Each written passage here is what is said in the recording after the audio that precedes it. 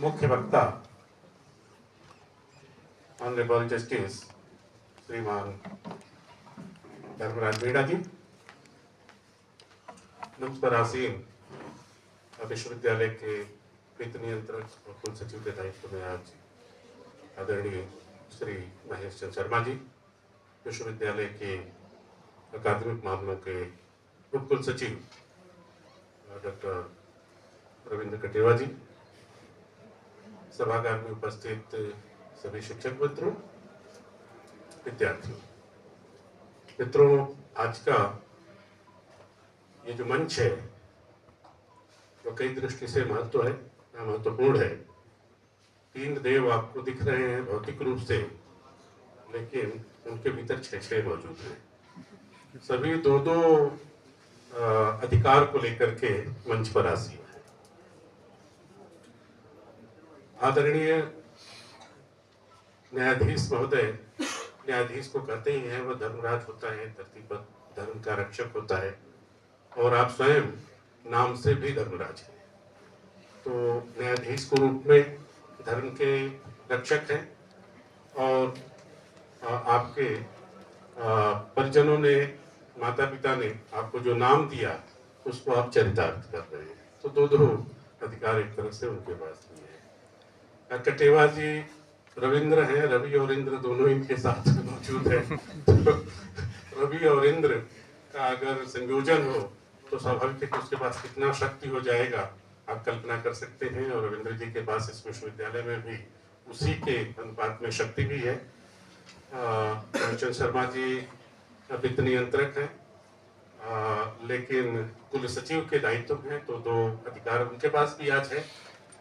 ले दे करके अकेले अधिकार वाला नहीं। इसलिए तो मेरे अधिकार की रक्षा की बात आज ज्यादा हो तो ज्यादा अच्छा रहेगा, क्योंकि मानव के अधिकार की बात आज हम लोग कर रहे हैं। मैं भी एक मनुष्य हूँ। मित्रों, सबसे पहले तो मैं आदरणीय धर्मराज मीणा जी का इसलिए भी आभार देना चाहूँगा कि उन्होंने आज एक मुझे सुंदर अवसर उपलब्ध करवाया, जिससे मैं एक साथ अपने परिसर के विद्यार्थियों से रूबरू हो पा रहा हूँ। मैं लगातार कोशिश कर रहा था और रविंद्र जी से आग्रह भी बार बार कर रहा था कि एक बार उनके साथ मिलना हो जाए। वो भी चाह रहे थे, मैं भी चाह रहा था, हो सकता है आप भी चाह रहे हो, लेकिन वो संभव नहीं हो पा रहा था, क्योंकि दायित्व तो कुछ ऐसे होते हैं जो कभी कभी मन की चाहत को किनारे कर देते हैं। तो विश्वविद्यालय, खास करके नया विश्वविद्यालय है, और ऐसे में यहाँ पर काम का जो दबाव है, तमाम अधिकारियों और कर्मचारियों के सहयोग के बावजूद भी काम का इतना दबाव है कि मेरा जो निजी कार्यालय है वो हो सकता है कि शाम को गाली देता बहुत मुझे। क्योंकि सामान्यतः आदत 5 बजे 6 बजे ऑफिस छोड़ देने की होती है, और मैं जो है 9 साढ़े 9 बजे से पहले ऑफिस छोड़ता नहीं। तो इसलिए स्वाभाविक है कि परेशान लोग होते ही होंगे, लेकिन किसी के अधिकार का हनन करना अपना कोई उद्देश्य नहीं होता है। अगर वो रहते हैं तो उनका मैं ख्याल रखता हूँ। जिस तरह से भी स्वाभाविक है कि अधिकार के साथ कर्तव्य भी जुड़ा हुआ है ना, संविधान में भी उसकी व्यवस्था है कि अगर हमारा अधिकार है तो हमारे कर्तव्य भी है। हम लोग अधिकारों की बात करते हैं, स्वाभाविक है। कर्तव्य कभी कभी हम इग्नोर करने लगते हैं, उसकी अवहेलना करने लगते हैं, या जानबूझ करके इग्नोर करते हैं कि कोई बात नहीं, काम चल जाएगा। लेकिन अधिकारों की अगर रक्षा करनी है तो कर्तव्यों का पालन करना होगा। मुझे लगता है कि अगर सच में हमें अपने अधिकार को लेकर के सचेत रहना है तो अधिकार तभी हमें मिलेंगे जब हम अपने कर्तव्य को लेकर के सजग रहेंगे। ठीक वैसे ही ना, जैसे कि स्वतंत्रता, जैसे कि माननीय जज साहब कह भी रहे थे कि जो हमारे कर्तव्य हैं, जो हमारे अधिकार हैं, या जो कानून है, दोनों किस तरह से आपस में संतुलन बनाता है। और कभी कभी हम जान करके भी, चाह करके भी किसी अपराधी को सजा नहीं दे पाते हैं, या जान करके और चाह करके भी किसी सज्जन व्यक्ति को जो गलती से अपराधी मान लिया गया है उसको बचा नहीं पाते। तो स्वाभाविक है कि जो द्वंद्व एक न्यायाधीश के मन में रहता होगा, जो बीपी और शुगर की बात आप कर रहे हैं, वो बीपी और शुगर बहुत सहज है, क्योंकि जज के भीतर भी मनुष्य होता है ना, आदमी होता है। किसी को सजा देता है, उसको पता होता है कि सजा का ये हकदार नहीं है, या किसी को छोड़ता है, उसको पता होता है कि इसको माफ नहीं किया जाना चाहिए, लेकिन वो छोड़ता भी है और न चाहते हुए भी किसी को सजा देता भी है, क्योंकि जैसा कि उन्होंने बताया खुद ही कि वो तो तथ्यों के आधार पर काम करता है और तथ्य कभी कभी बनाए जाते हैं, क्रिएटेड होते हैं। गोली फिल्मों में हम लोग देखते हैं ना, हिंदी में सामान्यतः लगता है कि हीरो ने गोली चलाया, मार दिया, जेल में भी गया। बाद में फिल्म होता है तो 3 घंटे के बाद में आखिरी में पता चल जाता है कि वो गोली फिल्म ने हीरो ने नहीं चलाया था, इसलिए उसको गलत सजा थी, मुक्ति मिल जाती है। लेकिन आम जीवन में वो मुक्ति नहीं मिल पाती है हीरो को। आम जीवन में हीरो को ताउम्र सजा ही रहती है। फिल्म तो है, आदर्श की स्थिति होती है, खास करके हिंदी फिल्मों में सुखांत की स्थिति होती है, तो हम दुखी दुखी घर न जाएं, इसलिए जो हमारा चहेता अभिनेता है वो कष्ट में हो और हम मुस्कुराते हुए घर कैसे चले जाएंगे, तो इसलिए उसे हम कष्ट से मुक्त कर देते हैं। आखिर में कष्ट से मुक्त करते समय डायरेक्टर को भी बहुत परेशानी होती है उसको भी लगता है कि यार हम गलत कर रहे हैं, लेकिन क्योंकि आम फिल्में तो समाज का प्रतिबिंबन होता है ना, तो समाज में तो ऐसा नहीं होता है कि समाज का जो हीरो है अगर गलती से उसको फंसा दिया गया है तो वो बच जाए अपने जीवन में।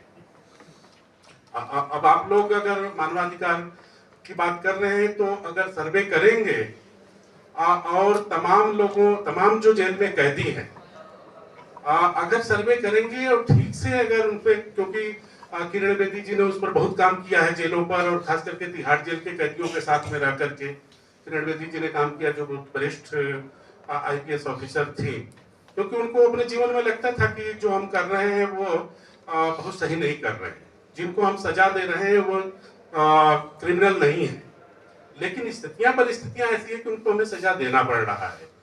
तो बाद में जब रिटायर हो गए तो फिर उन्होंने इसको वॉलंटरी करना शुरू किया, कैदियों के साथ जांच करके मिलना बैठना और उनसे बातचीत करना। एक बड़ी पत्रकार है वर्तिका नंदा, जो अभी मास कम्युनिकेशन की प्रोफेसर हो गई है, उन्होंने भी लंबे समय तक ये काम किया, अभी भी वो कर रही है, कैदियों के साथ बातचीत करना और उनके अधिकारों की बातचीत करना।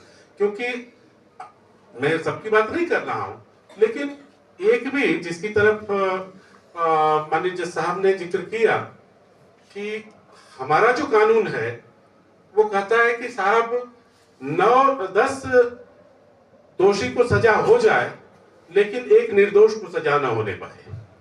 लेकिन आप देखें कि सच में जो कोर्ट उसमें जेल में बंद है वो हो सकता है कि 20 साल बाद, 15 साल बाद, 18 साल बाद, 16 साल बाद मुक्त हो जाएगा, उसको बाइज्जत बरी कर दिया जाता है। लेकिन जो इज्जत उसकी चली गई उसका क्या कहा जाता है ना, बाइज्जत बरी किया जा रहा है।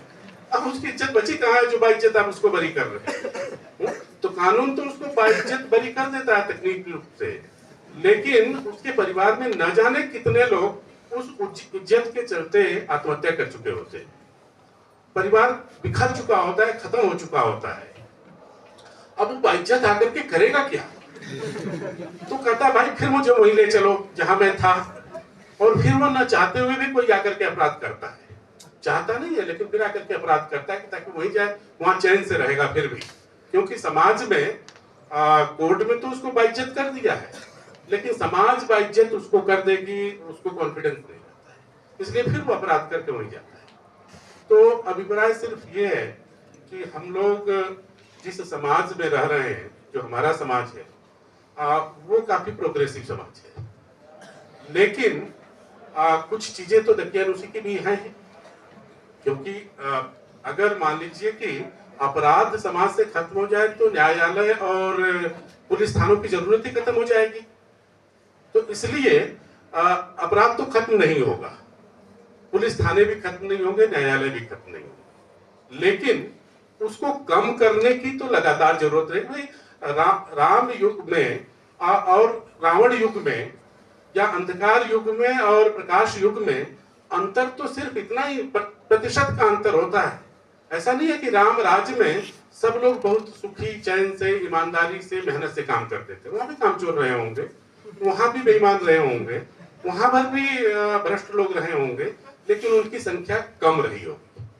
जब वो बढ़ जाता है तो कलयुग हो जाता है, और जब कम हो जाता है तो सतयुग हो जाता है। तो इसलिए हमें लगातार प्रयास इस बात का करना चाहिए कि हम जिस समाज में रहें वो सतयुग का समाज हो, और उसके लिए प्रयास वही करना होता है कि कम से कम अपराधियों, कम से कम भ्रष्टाचारियों, कम से कम अनैतिक काम करने वाले। उसके लिए एक ही मार्ग है, नैतिकता का मार्ग, और उस मार्ग के लिए इस तरह के आयोजन की जरूरत होती है। ये आयोजन भी जागरूकता के लिए है, कोई अकादमिक विमर्श के लिए नहीं है कि बहुत अकादमिक विमर्श करना है संविधान के धाराओं पर, और संविधान के जो प्रावधान है मूल अधिकार के और मूल कर्तव्य के, मौलिक कर्तव्य के, उन पर बहुत अकादमिक विमर्श नहीं करना है, लेकिन हम सबको जागरूक करना है, सचेत करना है कि हमें, हमारे पड़ोस में अगर किसी के अधिकार का हनन हो रहा है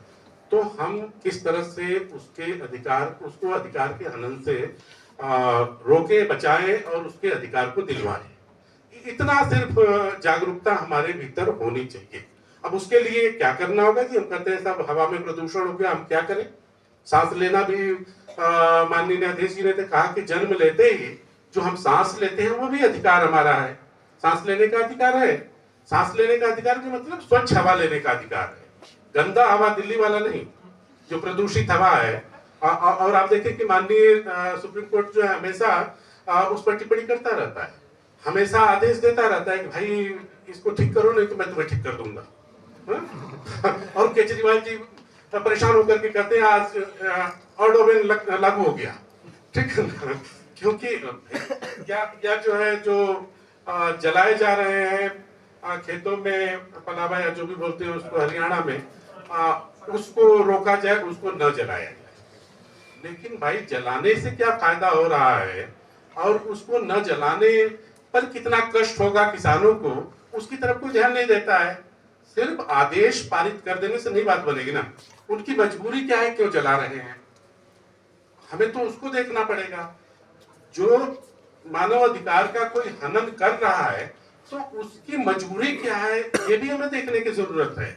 आप देखें कि थानों में अपराधियों का मानव अधिकार आज के समय में ज्यादा है, और जो पुलिस वाला है उसका अधिकार कम है। आज के समय में पुलिस वाला बेचारा कैमरा लेकर के घूम रहा है कि ऐसा ना हो कि कल को कोई आरोप लगा दे कि हमने उसके किसी के मानव का अधिकार का हनन कर लिया, आप उसको थप्पड़ मार दीजिए कि उसके मानव अधिकार का कोई हनन नहीं, कहीं कोई केस दर्ज नहीं होगा, कोई भी क्षमा करिएगा जज साहब जो है उसकी रक्षा के लिए नहीं जाएंगे। लेकिन अगर पुलिस वाले ने किसी को थप्पड़ मार दिया मैंने कानून व्यवस्था को बनाए रखने के लिए, और थप्पड़ खाने वाला अगर ठीक ठाक है तो मानव अधिकार में उसके पे केस कर दिया तो उनको सस्पेंड होना ही है शाम तक। तो ये भी हमें देखना है कि हमें किसके अधिकारों की रक्षा करनी है। आप देखें कि देश में जो सबसे बड़ी समस्या होती है आतंकवादियों से निपटने की, वो मानव अधिकार है। मानव अधिकार का हनन नहीं होना चाहिए, इसलिए यूएनओ और तमाम जो विदेशी एजेंसियां हैं वो दूरबीन लेकर के और माइक्रोस्कोप लेकर के एकदम आतंकवादियों के साथ साथ है, ठीक है ना?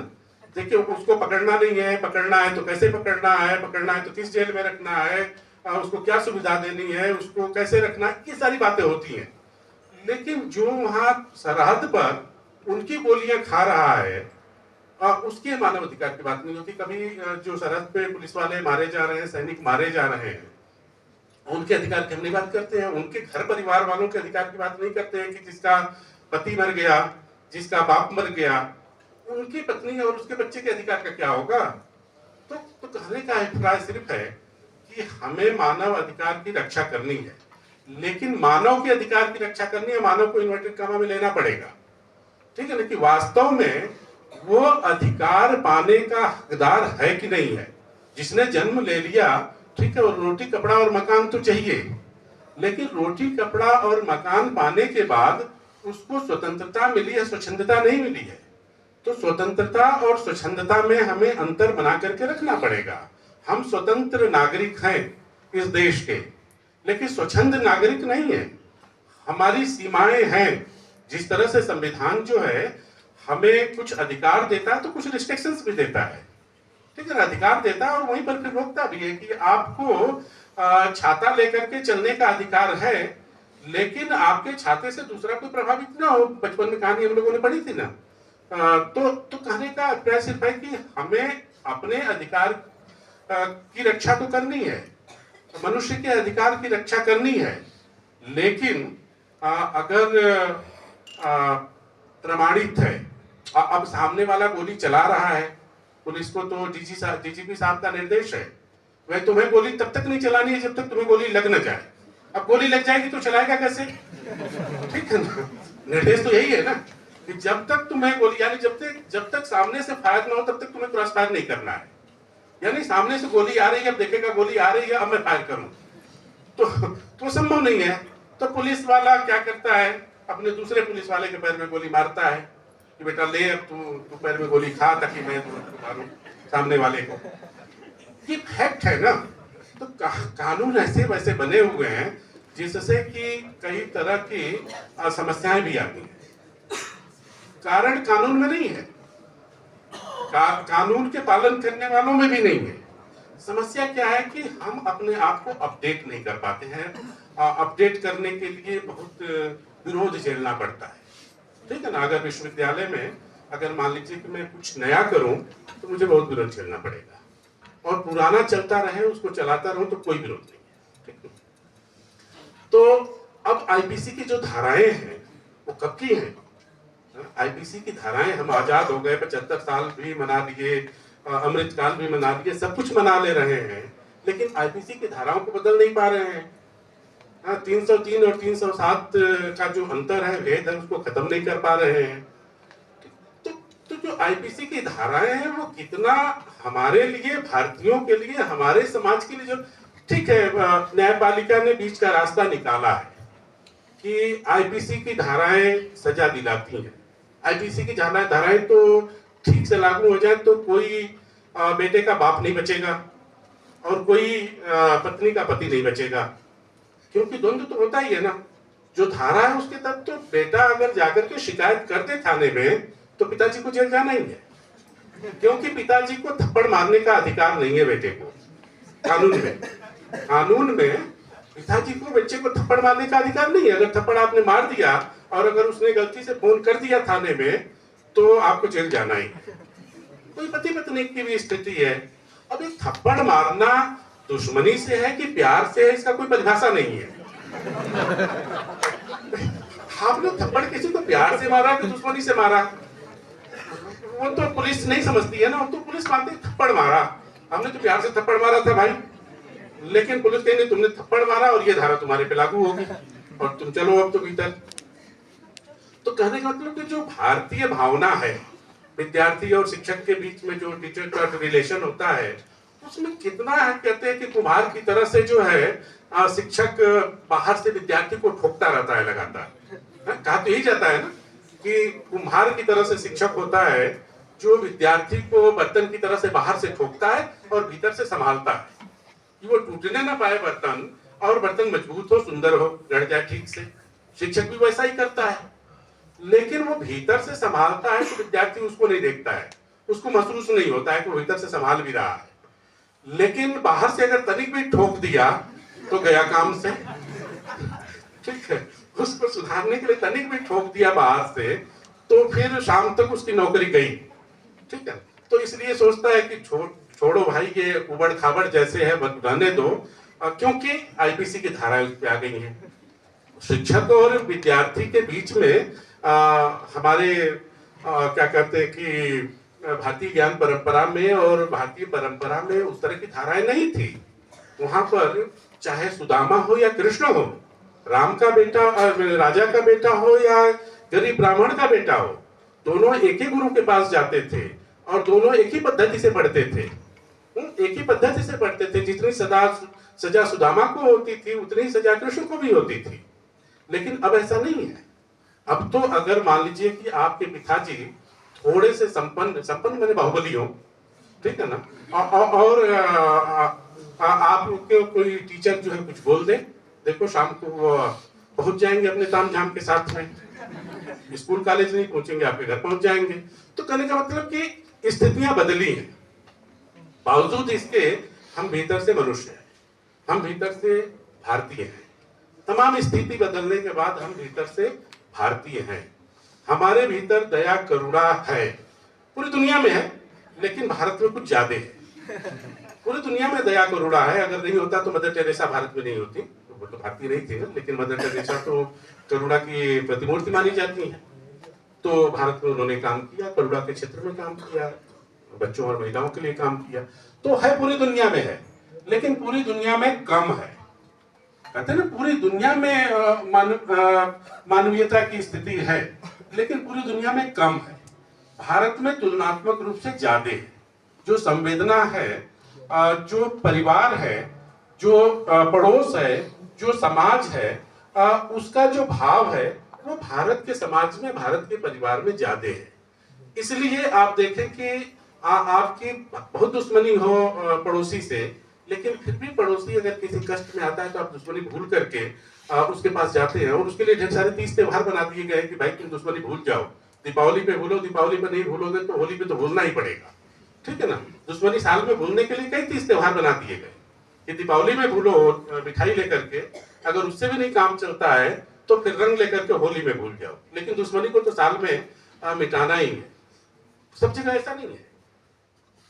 तो इसलिए जो हमारे कानून की स्थिति है वो कभी कभी हमें या तो सुधरने नहीं देती है या बिगड़ने देती है।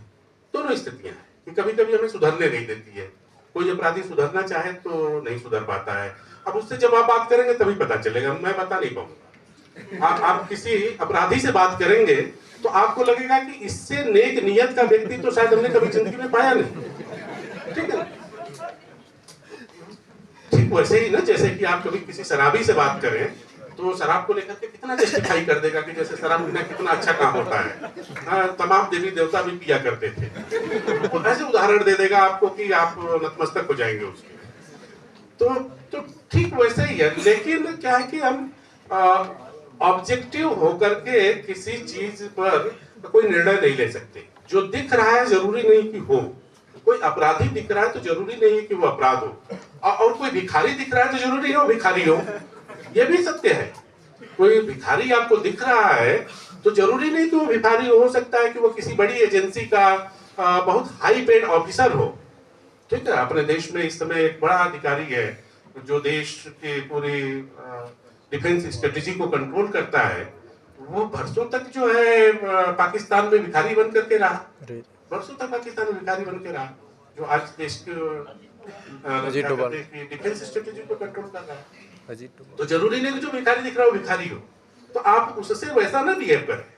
हम दिल्ली में कहते हैं कि जो रिक्शा चलाने वाला है गलती से उसे टकराना मत, न जाने उसका किस मंत्री जी और सांसद जी से बहुत अच्छा संबंध हो, और शाम तक आपकी जो है खड़ी तो वो सांसद जी के पास जाएगा, विधायक जी के मंत्री जी के पास जाएगा।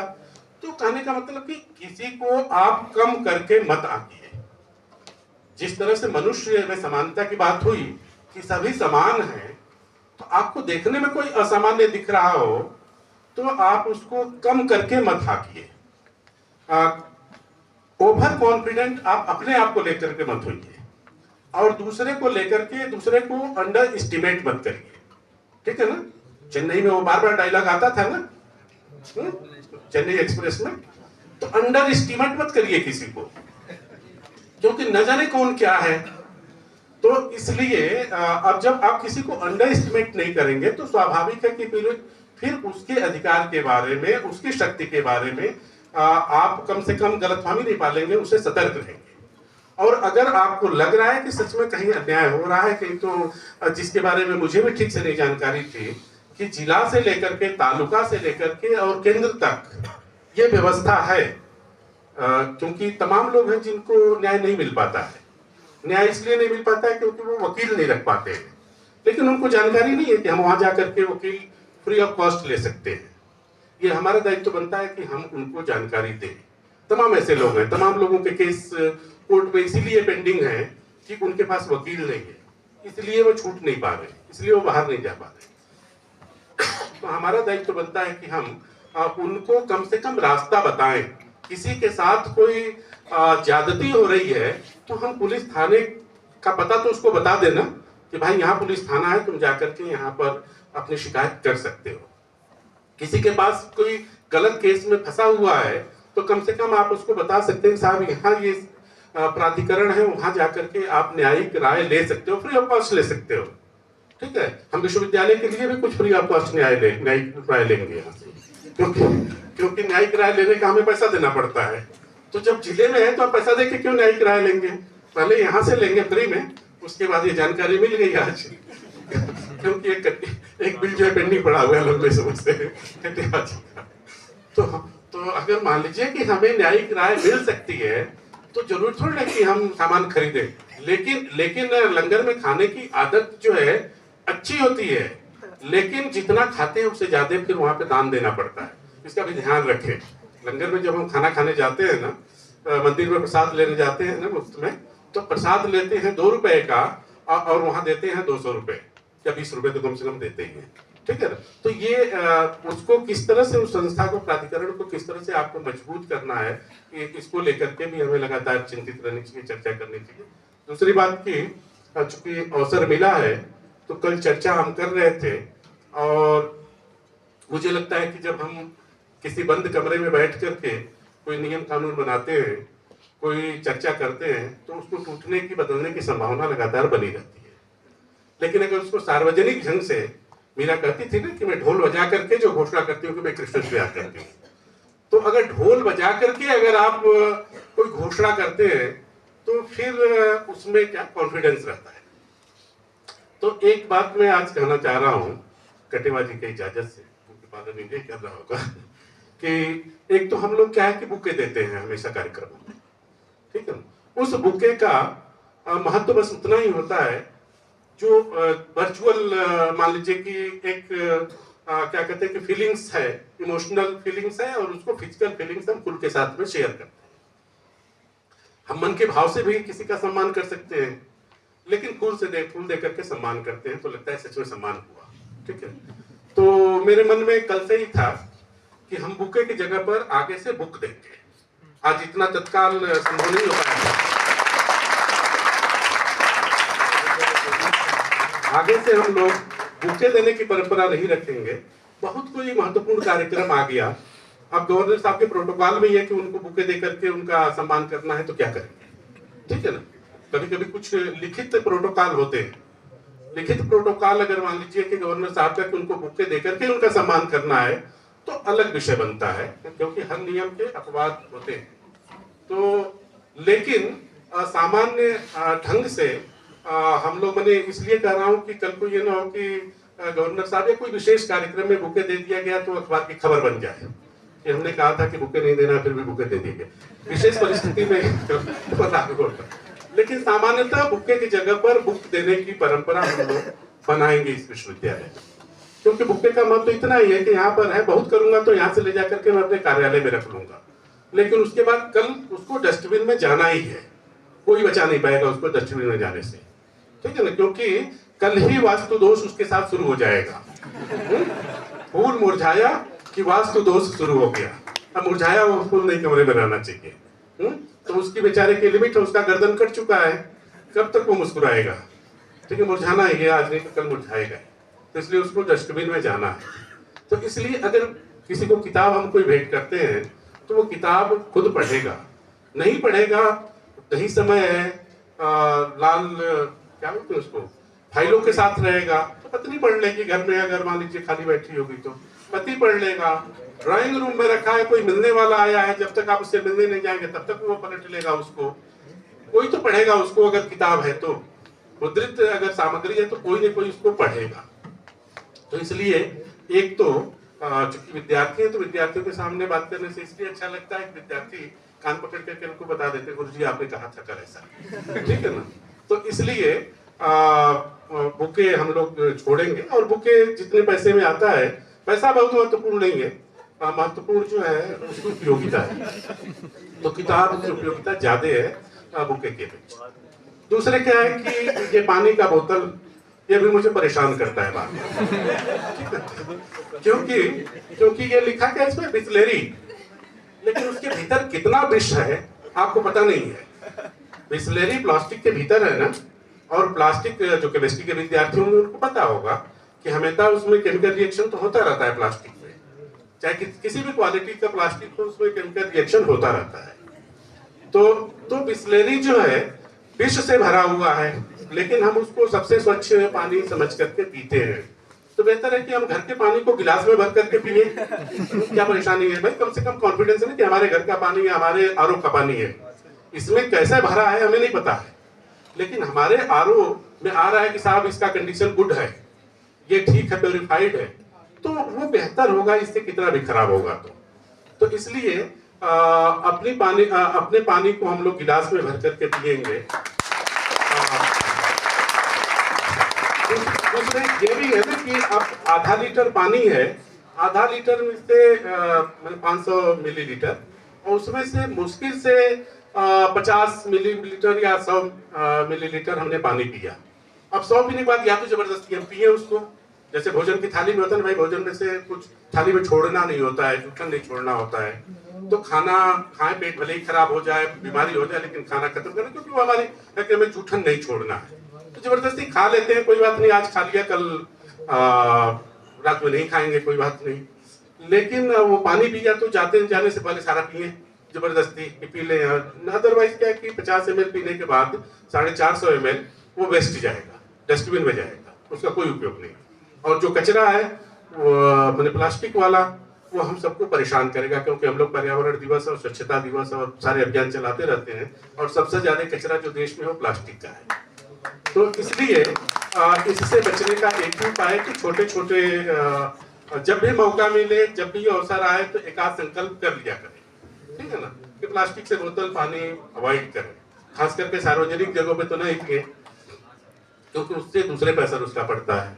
बच्चे फिर यही बोतल पानी लेकर के आएंगे घर से, थर्मस का बोतल नहीं लाएंगे। तो कहने का मतलब कि दो चीज आज हम लोग कटेवा जी की उपस्थिति में, ठीक है, इसलिए मैं कह रहा हूँ कि पालन तो कटेवा जी को करवाना है, मैं तो भूल जाऊंगा थोड़ी देर बाद दूसरे काम की वजह से। तो बोतल का पानी और बुके का विकल्प बुक, पुस्तक, और बोतल पानी का विकल्प अगर तांबे का लोटा और तांबे का गिलास ला दें तो बहुत ही अच्छा रहेगा, उससे स्वास्थ्य भी ठीक होगा, कहते हैं ऐसा। तांबे का हो, उससे ज्यादा पैसा आ जाएगा तो चांदी का लाएंगे, कोई बात नहीं, लेकिन पहले तांबे का लाएंगे, बाद में ज्यादा पैसा आ जाएगा विश्वविद्यालय चांदी का रखेंगे, ठीक है ना। लेकिन गिलास, जो शीशे के गिलास में हम लोग पानी पीते हैं, वो भी नहीं पीना चाहिए। सामान्यतः हम लोग शीशे के गिलास में पानी पीते हैं, स्टील के गिलास में पी लीजिए चलेगा, लेकिन शीशे के गिलास में पानी नहीं पीना चाहिए। हम लोग पीते हैं, उसके साइंटिफिक रीजंस है, कोई मेरे आध्यात्मिक धार्मिक नहीं है, साइंटिफिक रीजन है, लेकिन हम लोग पीते हैं। और शीशे का गिलास तो बाजार ने बनाया ना कि जितना टूटेगा उतना लोग खरीदेंगे, और शीशे का गिलास है तो टूटेगा ही, कभी प्यार से टूटेगा, कभी गुस्से में टूटेगा ही, शीशे का गिलास घर में है तो, ठीक है ना। लेकिन स्टील का गिलास है, तांबे का गिलास है तो टूटेगा नहीं, तो उसको रिप्लेस किया शीशे के गिलास से। गेस्ट आ रहा है तो शीशे के गिलास में पानी दो, क्योंकि वो अच्छा दिखता है, जबकि ऐसा नहीं। तो इसलिए छोटे छोटे संकल्प करें तो मुझे लगता है कि अपने कर्तव्य का भी थोड़ा बहुत पालन होगा, कर्तव्य का बोध होगा।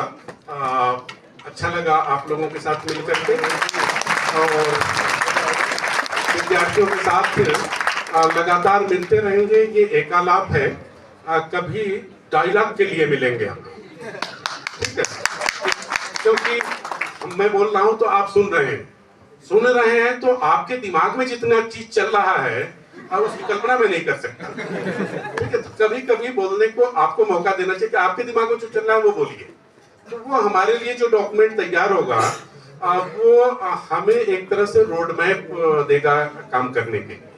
तो आपसे चर्चा करेंगे, आपसे बातचीत करेंगे किसी दिन। अभी थोड़ी अतिरिक्त व्यस्तता चल रही है, इसलिए विद्यार्थियों को मैं संबोधित कर रहा हूँ कि विद्यार्थियों से बात नहीं कर पा रहा हूँ, शिक्षकों से भी बहुत बात नहीं कर पा रहा हूँ, लेकिन कभी कभी थोड़ी थोड़ी बात हो जाती है। लेकिन विद्यार्थियों से अभी एकदम नहीं बात हो रही है, कुछ नेताओं को छोड़ करके।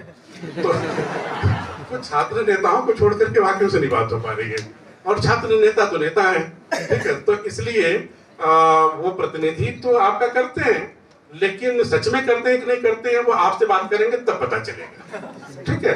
तो जल्दी हम लोग फिर मिलेंगे। बहुत बहुत धन्यवाद। आज माननीय धर्मराज जी आए, उसके बहाने हम लोग कुछ संविधान के बारे में, कुछ मानव अधिकार के बारे में और कुछ अपने कर्तव्यों के बारे में चर्चा करके मुझे लगता है कि हम लोग सचेत हुए, जागरूक हुए। मैं विश्वविद्यालय परिवार की तरफ से व्यक्तिगत रूप से आपके प्रति आभार व्यक्त करता हूँ। बाकी औपचारिक आभार डॉक्टर पूनम मुनिया जी करवाएंगे। धन्यवाद। Thank you sir, thank you very much.